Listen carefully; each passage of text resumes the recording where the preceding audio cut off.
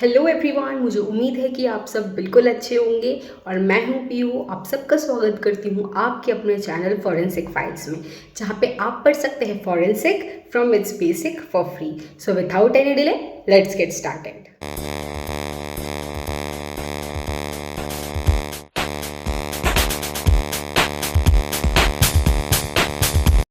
So this video is all about the scope of forensic science in India. Forensic science का India में scope जानने से पहले आपका फॉरेंसिक साइंस क्या होता है ये जानना ज़्यादा इम्पॉर्टेंट है।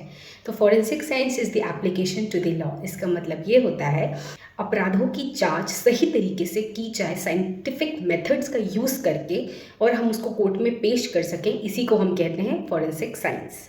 Forensic science delivers truth through science. इसका मतलब ये है कि फॉरेंसिक साइंस जो है वो सच बताती है एविडेंस के थ्रू और साइंस के थ्रू। हमने ये तो जान लिया कि फॉरेंसिक साइंस क्या होता है, तो हम ये जानेंगे कि फॉरेंसिक साइंस की इंडिया में क्या इंपॉर्टेंस है। सबसे पहले, आज के टाइम में सबसे ज़्यादा क्राइम रेट बढ़ रहे हैं, इसीलिए फॉरेंसिक साइंस इंपॉर्टेंट है। Secondly, forensic science plays a crucial role in Indian criminal justice system. Indian criminal justice system में फॉरेंसिक साइंस बहुत इंपॉर्टेंट है। तीसरी चीज़, कोर्ट जो है वो डायरेक्टली किस पे रिलाई करती है? फॉरेंसिक रिपोर्ट्स पे रिलाई करती है। आपने देखा होगा कि जब फॉरेन कंट्रीज़ में कोई क्राइम होता है तब वहाँ पर एक फॉरेंसिक टीम पहुँचती है, बट इन इंडिया यहाँ पे कहीं पे कोई क्राइम होता है तो फॉरेंसिक टीम नहीं पहुँचती है, यहाँ पे पुलिस पहुँचती है और वो सारे के सारे एविडेंस कहीं ना किसी तरीके से डिस्ट्रॉय हो जाते हैं।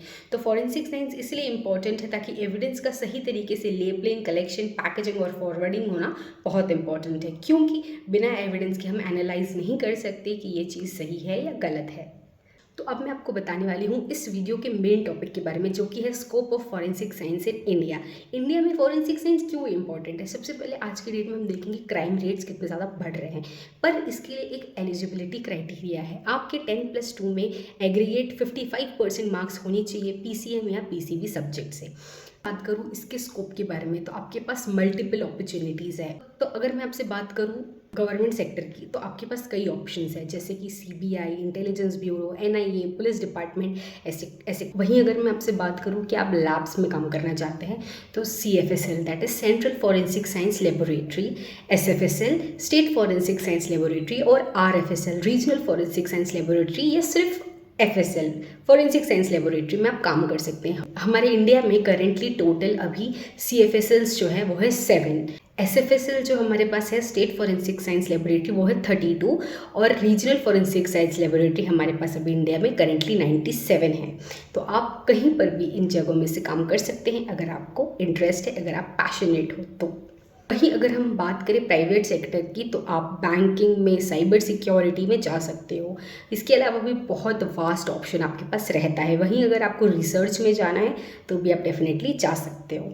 आई होप ये वीडियो आपके लिए इन्फॉर्मेटिव रहा, और इसी तरीके के वीडियोस को और ज़्यादा देखने के लिए आपके अपने चैनल फॉरेंसिक साइंस को सब्सक्राइब ज़रूर करें। Thank you.